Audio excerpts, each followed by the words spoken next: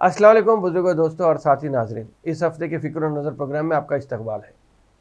आज मैं चाहता हूं कि इस हफ्ते पूरा एपिसोड जो होगा ये तेलंगाना और आंध्र प्रदेश, बल्कि तेलंगाना, आंध्र प्रदेश और हैदराबाद की रियासतों पर ही रखना चाहूँगा। इसलिए कि हैदराबाद रियासत का नाम इसलिए लिया हूँ क्योंकि प्रिंस मुकर्रम जहाँ बहादुर का जो इंतकाल यहाँ पे हुआ है वो कितना बड़ा नुकसान था, उसका अंदाज़ा हैदराबादियों को है, बल्कि मैं समझता हूँ कि पूरे हिंदुस्तान के लोगों को भी इसका अंदाज़ा ज़रूर है।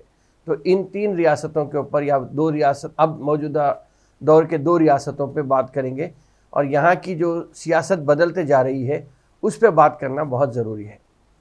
जहाँ तक आंध्र प्रदेश का ताल्लुक़ है, मौजूदा आंध्र प्रदेश का, वहाँ पे ज़ात पात का चलन काफ़ी ज़्यादा है। ज़ात पात का अमल दखल आम ज़िंदगी में हो या सियासी ज़िंदगी में हो, बहुत ज़्यादा उसका दखल होता है। तेलंगाना के बनिस्बत अगर हम तेलंगाना से कंपेयर करेंगे तो यहाँ पे उतना ज़्यादा ज़ात पात को लेकर बात नहीं होती जितना कि आंध्र प्रदेश में होती है। कुछ बात ऐसी है जो ज़र और ज़मीन रखने के बिना पर हुक्मरान ज़ात बन गए हैं। ज़ात में भी जो बड़ी ज़ात, छोटी ज़ात ऐसे जो होते हैं, उसमें आजकल हर कोई जो ज़र और ज़मीन रखता है वो अपने आप को हुक्मरान ज़ात के तहत अपने आप को पाता है। पहले काम की बिना पर नाम कमाने वालों को लीडर बनाया जाता था, लेकिन अब ऐसा लग रहा कि काम अलग है, तालीम अलग है, शोहरत अलग है, ये सब अलग है, मगर अब ज़र और ज़मीन का जो चलन आम हो गया है उससे ऐसा लग रहा है कि लोग ये समझने लगे हैं कि पैसे वाला बड़ा होता है और गरीब छोटा होता है। तो सियासत भी यहाँ पे ऐसी ही करवट लेते चले जा रही है। जिसके पास पैसा है उसकी ज़ात तक भी नहीं देखी जाती। बाज़ तो ऐसे एससी लीडर्स भी हैं जो ज़िंदगी भर कांग्रेस की रोटी खाए, लेकिन उनकी औलाद अब जो निकली है, बल्कि मैं ये कहूँगा कि जो नाखलफ औलाद है, वो आजकल बीजेपी के लिए तिजोरी की चाबी बने हुए हैं, बल्कि अपनी तिजोरियाँ खोलकर बीजेपी को हर एतबार से मदद देने की कोशिश कर रहे हैं। ये नहीं कि कांग्रेस के मुखालिफत में कर रहे हैं, लेकिन अब ऐसा लग रहा है कि टीआरएस की मुखालिफत में ये लोग अपनी तिजोरी खोलकर आंख बंद करके मदद करते चले जा रहे हैं। आंध्र प्रदेश में 2024 में इंतखाबात होने वाले हैं, तो ऐसा लग रहा है कि अभी से वहाँ पे ज़ात पात को काफ़ी तरजीह देते चले जा रहे हैं। 1956 के स्टेट्स में लिंग्विस्टिक या लिसानी बुनियादों पे बनने वाले जो रियासतें थे उसमें आंध्र प्रदेश का भी शुमार होता है। उस वक्त अगर देखेंगे, उस वक्त की 1956 की सियासत पे अगर हम बात करेंगे तो रेड्डी और कम्मा ये 2 रूलिंग क्लास थे, और रेड्डी आंध्र प्रदेश की हुक्मरानी हो या आंध्र प्रदेश की पॉलिटिक्स पर रेड्डी तबके का काफ़ी गलबा था, और जो कम्मा तबका था वो बिज़नेस में और एजुकेशन में ख़ास तौर पे दबदबा रखता था। लेकिन इनके अलावा ये 2 तबक़ात से हटकर भी अगर हम देखेंगे तो डी संजीवैया हो, पीवी नरसिम्हा राव हो या वेंगल राव हो, टी अंजया हो या रोशिया हो, ये कुछ नॉन रेड्डी या नॉन कम्मा चीफ मिनिस्टर्स गुजरे थे। वैसे अगर हम जो पूरे 5 साल किसी ने भी कंप्लीट नहीं किया, लेकिन वेंगल राव एक थे जो 5 साल कंप्लीट किए थे। अब तक की आंध्र प्रदेश और तेलंगाना की पॉलिटिक्स में अगर हम देखेंगे तो 9 चीफ मिनिस्टर रेड्डी तबके से गुजरे हैं, जबकि 3 चीफ मिनिस्टर्स कम्मा तबके से थे, जो एनटी रामाराव हो, नादेंद्र भास्कर राव हो और चंद्रबाबू नायडू हो। यही 3 लोग कम्मा तबके से ताल्लुक़ रखे थे। एनटी रामाराव का जहाँ तक ताल्लुक़ है, एनटी रामाराव ने ये कहा कि पॉलिटिक्स में या सियासी चीफ मिनिस्टर जो बनता है रियासत का, क्यों रेड्डी होना चाहिए, क्यों नहीं कम्मा होना चाहिए। उसके बाद से ऐसा लगा कि वहाँ की पॉलिटिक्स पूरी काफ़ी हद तक चेंज हो गई थी। उसके बाद ये हुआ कि कांग्रेस रेड्डी पार्टी हो गई थी और तेलुगु देशम कम्मा पार्टी बन के रह गई थी। कोस्टल में अगर जाएंगे, कोस्टल आंध्र प्रदेश में, तो वहाँ पे कापू और कम्मा का काफ़ी दबदबा है, और कापू लीडर्स की अगर हम बात करेंगे तो वहाँ पे चिरंजीवी अपनी एक पार्टी प्रजाराज्यम पार्टी बनाए थे, अब उनके छोटे भाई जनसेना पार्टी बनाए हैं, और अब काफ़ी कोशिश कर रहे हैं कि वो भी इस मर्तबा इलेक्शन में अपना कुछ ना कुछ तो नाम बनाएंगे। वैसे अगर कोस्टल की हम बात करेंगे तो कापू और कम्मा की काफ़ी दुश्मनी रहती है या दोनों हर वक्त एक दूसरे के मुकाबिल रहते हैं। लेकिन इस मर्तबा ऐसा लग रहा है कि चंद्रबाबू नायडू और पवन कल्याण मिल के शायद इसे बाजू रखकर रेड्डी का मुकाबला करने की तैयारी कर रहे हैं। वैसे नीचे जाएंगे तो चौधरी, बालीजा वगैरह और दूसरों के दूसरी जो लोग हैं उनसे भी काफ़ी हद तक वो रहता है। लेकिन प्रजा राजम, जब चिरंजीवी प्रजा राजम पार्टी बनाए थे उस वक्त उन्होंने 70 लाख वोट लिए थे और बाद में फिर प्रजा राजम को वो कांग्रेस में जम करके अपने 18 एमएलए को भी कांग्रेस के साथ कर दिए थे। अब तो प्रजा राजम का कोई वजूद भी नहीं है।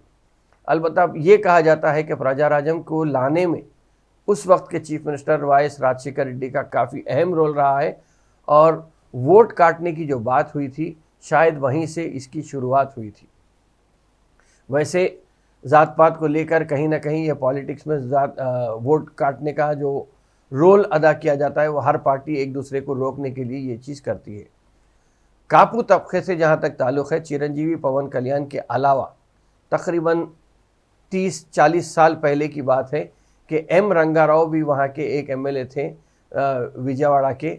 वो काफ़ी मकबूल हुए थे, लेकिन ये भी कहा जाता है कि उनको सियासी मैदान से हटाने के लिए उनको कम्मा तबके के लीडर जो थे वो ख़त्म कर दिए थे।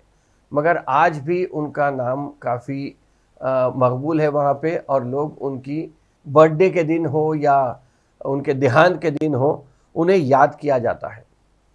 वाई.एस. जगनमोहन रेड्डी और चंद्रबाबू नायडू एक एक बार आंध्र प्रदेश के चीफ मिनिस्टर बने हैं। अब फिर से कौन चीफ मिनिस्टर बनेगा इसकी दौड़ में दोबारा इख्तिदार की जंग फिर से शुरू हो गई है। अब तेलंगाना की अगर हम बात करेंगे तो तेलंगाना में भी 8 साल की हुक्मरानी रही है केसीआर की और तीसरी बार वो इलेक्शन में छलांग लगाने की कोशिश कर रहे हैं।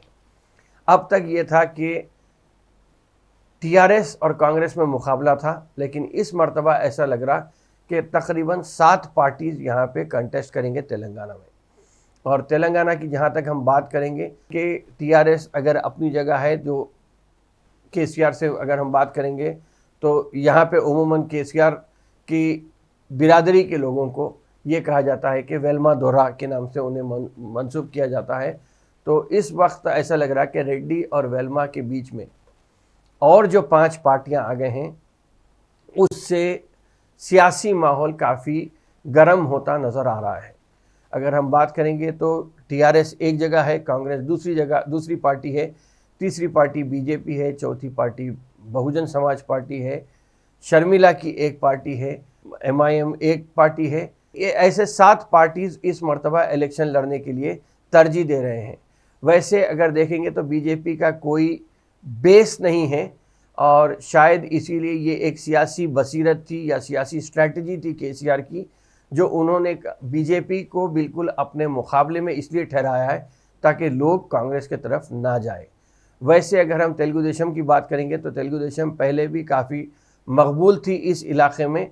अभी भी ऐसा लग रहा है कि चंद्रबाबू नायडू फिर से एक्टिव हो रहे हैं और शायद आंध्रा से मुंसलिक जो ज़िला है तेलंगाना का खम्मम, वहाँ पे उन्होंने अपना एक जलसेआम किया, पब्लिक मीटिंग की और काफ़ी हद तक पब्लिक उसमें शामिल भी हुई थी। बल्कि मैं ये कहूँगा कि सियासी हलकों में इसकी धूम मच गई है और अब केसीआर ने भी अपना जलसा खम्मम में रखा है, वो भी अपनी ताकत का मुजाहरा किए हैं। लेकिन अभी तक ऐसा लग रहा कि खम्मम को लेकर जो पॉलिटिक्स खेली जा रही है उसमें केसीआर अपनी बालादस्ती बताने की कोशिश कर रहे हैं, तो दूसरी तरफ चंद्रबाबू नायडू एक गैप फिल करने की कोशिश कर रहे हैं जो टीआरएस और कांग्रेस के बीच में या टीआरएस, कांग्रेस और बीजेपी के बीच में जो गैप निकल सकता उसे फुल करने की कोशिश कर रहे हैं। लेकिन रेड्डी, कम्मा और वेल्मा की जंग में ऐसा ना हो कि बाजी कोई और लेके चले जाए, इसलिए कि जो डिवीज़न हो रहा है उसमें कहीं ना कहीं अब सियासी मसलहत पसंदी या सियासी दोस्ती की एक बात आ सकती है। अगर टीडीपी बीजेपी का कॉम्बिनेशन इससे पहले भी जो काफ़ी हद तक कामयाब रहा था, इस मर्तबा अगर अपने पुरानी दुश्मनी को भूलकर आगे बढ़ते हैं तो फिर तेलुगु देशम क्या रोल करेगी या किस हद तक आगे बढ़ेगी ये वक्त ही बताएगा। जहाँ तक केसीआर का ताल्लुक़ है या टीआरएस का ताल्लुक़ है, अब जो टीआरएस जाके बीआरएस बन गई है, उसका ताल्लुक़ है। वहाँ पे अगर हम बात करेंगे तो एससी तबका फ़िलवक़्त बीआरएस से काफ़ी नाराज़ है और इसके अलावा रेड्डी तबका भी नाराज़ है। अब देखना यह है कि मुसलमान किस हद तक चले जाते हैं। जब 7 पार्टियों के बीच इलेक्शन हो रहा है तो मैं समझता हूँ कि हमारे वोट की भी काफ़ी अहमियत बढ़ जाती है। अगर कांग्रेस, टीआरएस, बीजेपी, टीडीपी और एमआईएम बड़े प्लेयर्स रहते हैं तो मुसलमान एक जगह अगर होते हैं तो इसकी काफ़ी अहमियत बढ़ सकती है। अब इन सब हालात में मैं समझता हूँ कि केसीआर साहब अपना कौमी नज़रिया लेकर भी आगे बढ़ रहे हैं। ऐसा ना हो कि कौमी नज़रिया लेकर आगे बढ़ने में अपने घर को ही आग ना लग जाए। इसको देखकर ये इस साल ऐसा लग रहा कि हर महीना या हर 1 महीने 2 महीने के गैप से कहीं ना कहीं पब्लिक मीटिंग होते जाएगी और बीजेपी को निशाना बनाना एक अहम मौजू बन जाएगा, क्योंकि बीजेपी की नाकामी को हुई बताकर यहाँ पे वोट लिए जा सकते हैं। अलबत्ता अगर सियासी मसलहत में कोई पॉलिटिकल अंडरस्टैंडिंग किसी में होती है, कोई 2 जमात मिलते हैं, तो फिर इसके नतीजे बिल्कुल बरअक्स हो सकते हैं। ऐसा लग रहा है कि अभी फिलहाल मौजूदा हालात जो ऐसे हैं उसमें तो ये लग रहा है कि केसीआर भी मुसलमानों को छोड़ना नहीं चाह रहे हैं। अलबत्ता ये ज़रूर है कि टीआरएस बल्कि बीआरएस या टीआरएस में की हम बात करेंगे तो इनमें अभी मुसलमान लीडरशिप का एक फुक़दान है कि इसकी पाबजाई कैसा कर सकती है टीआरएस बीआरएस, ये वक्त ही बताएगा। और वोट उनको कितने मिलेंगे या उनके पास कौन सा मुस्लिम चेहरा सामने नज़र आता है जिसको देखकर उन्हें मुस्लिम वोट मिल सकते हैं, इसकी हिकमत अमली क्या होगी ये देखना ज़रूरी है। जहाँ तक कांग्रेस का मामला है, कांग्रेस अभी कुछ अपने इख्तलाफात को पीछे छोड़कर आगे बढ़ी है। ये अब इनकी हिकमत अमली क्या होगी, इसलिए कि हाथ से हाथ मिलाने की जो यात्रा शुरू होने वाली है वो भी 26 जनवरी से शुरू होने वाली है। कांग्रेस किस हद तक आगे बढ़ती है ये भी आइंदा महीने के शुरुआत से ही हमें पता चल जाएगा कि तेलंगाना की पॉलिटिक्स में अब कौन सी पार्टी अहम रोल अदा करेगी और कौन सी पार्टी सेकंड पोजीशन पे आएगी।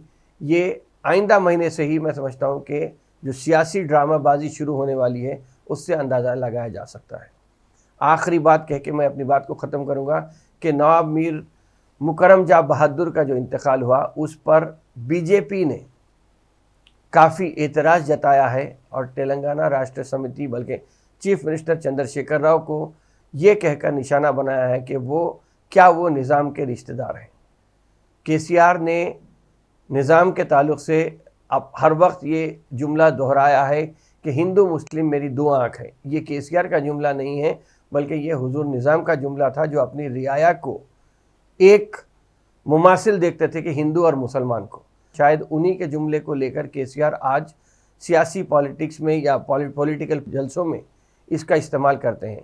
लेकिन जहाँ तक बीजेपी का ताल्लुक़ है, मैं ये कहूँगा कि बीजेपी लीडर जिस तरीके से जो एतराज़ कर रहे हैं, निज़ाम ने तो उस्मानिया यूनिवर्सिटी भी निज़ाम ने बनाई है, उस्मानिया जनरल हॉस्पिटल भी निज़ाम का बनाया हुआ है, प्रिंसेस असरा दवाखाना हो या नीलोफर चिल्ड्रंस हॉस्पिटल हो, सिर्फ सेहत के मामले में अगर हम बात करेंगे तो ये सब है। और आज किसी भी आप हाईवे पे चले जाएंगे तो हर 20 किलोमीटर पे जो इंस्पेक्शन बंगलो होता है वो निज़ाम की ही देन है। आप आज की हुकूमत की अगर हम बात करेंगे तो आज की हुकूमत ने सिर्फ पुलिस स्टेशन और शराब की दुकान बनाए हैं। उससे हट के मैंने समझता कि कोई ऐसी चीज़ बनाई है जो देखकर ये कहा जा सकता है कि ये मौजूदा हुकूमतों ने बनाया है। रहा सवाल केसीआर की रिश्तेदारी का, जो एक गांव की जो बंडी होती है वैसा तेलंगाना की भी एक बंडी है जो हर वक्त कुछ ना कुछ अनाप शनाप बकते रहती है। तो ये बंडी को ये मालूम होना चाहिए कि जहाँ तक आप अपनी अगर औलाद पे ही कंट्रोल नहीं कर सकते तो आप केसीआर के ताल्लुक़ से ये बात कह रहे हैं, बल्कि हुजूर निज़ाम के ताल्लुक़ से आप ये बात करेंगे या मुकरम जा बहादुर के ताल्लुक़ से आप ये बात कह रहे हैं। तो सिर्फ ये कह दूंगा कि आप लोग जो बीजेपी के लीडर्स हैं या बीजेपी का नज़रिया को फॉलो करते हैं या आरएसएस के नज़रिए को फॉलो करते हैं, क्या आप लोग भी हेगड़ेवार और गोलवारकर की औलाद है जो आप उनके नज़रिए को फॉलो करते हैं? ये बात सोचने की है। और हर कोई एतराज़ तो सभी करता है। मैं ये भी कह सकता हूँ कि मैं अपने लहजे को भी भूल कर बात कर सकता हूँ, लेकिन हम कितना भी हो महज़िब अंदाज में ही गुफ्तगू कर सकते हैं। तो मैं सिर्फ इतनी बात ही कह के अपनी बात को यहाँ पर ख़त्म करता हूँ। इंशाल्लाह आइंदा हफ्ते फिर मुलाकात होगी, फिर बात होगी। शुक्रिया, खुदा हाफ़िज़।